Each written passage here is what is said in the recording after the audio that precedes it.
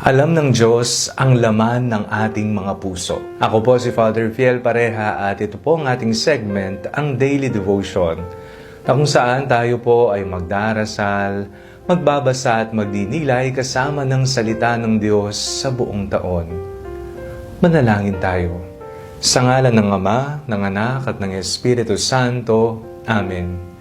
Halina, banal na Espiritu, liwanagan mo ang aming puso at isip, nang maunawaan at mais sa buhay namin ang iyong salita. Amen.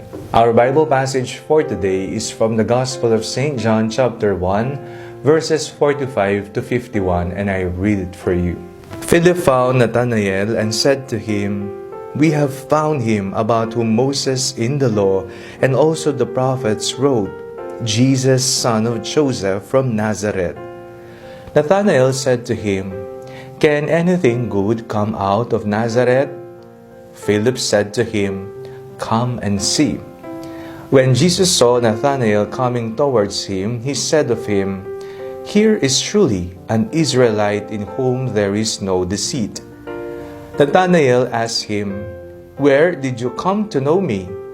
Jesus answered, "I saw you under the fig tree before Philip called you."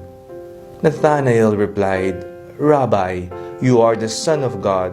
You are the King of Israel." Jesus answered, "Do you believe because I told you that I saw you under the fig tree? You will see greater things than this." And he said to him, "Very truly I tell you, you will see heaven open and the angels of God ascending and descending upon the Son of Man." Alam ng Panginoon ang laman ng ating puso. Madalas iniisip po natin na kapag tayo ay mag-isa, walang nakakakita sa atin. At kung hindi natin sasabihin ng isang bagay, walang makakaalam nito.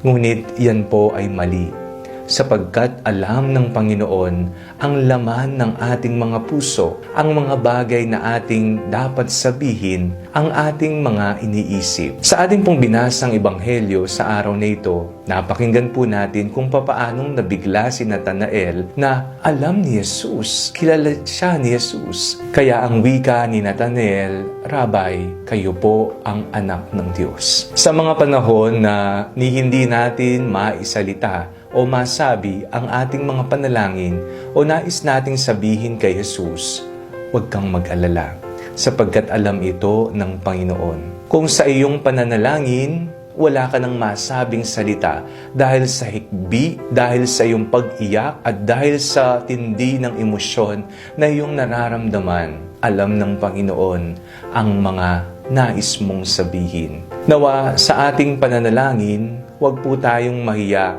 Kung walang salita, okay lamang. Kung puro iyak, okay lamang. Kung tayo ay galit, okay lamang magalit sa harapan ng Panginoon.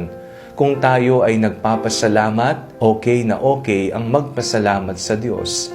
Ang nais lamang ng Panginoon sa atin ay maging totoo tayo sa Kanyang harapan. Walang tinatago, hindi nagiging plastic sa Kanyang harapan, sapagkat alam din naman ng Panginoon ang laman ng ating kalooban. Kaya, maging totoo sa iyong pananalangin sa Kanya. Manalangin tayo. Panginoong Hesukristo, pakinggan mo ang bawat patak ng aming mga luha.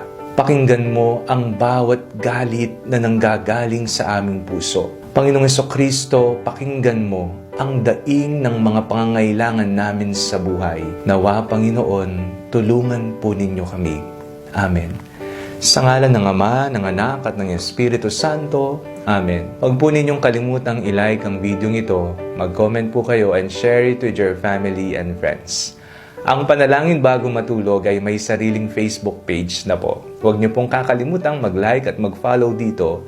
And do not forget to subscribe to our YouTube channel. I-click niyo lamang po ang link na nasa description ng video nito o kaya ang link na nasa bio profile. And do not forget to share it to your family and friends. God bless you po.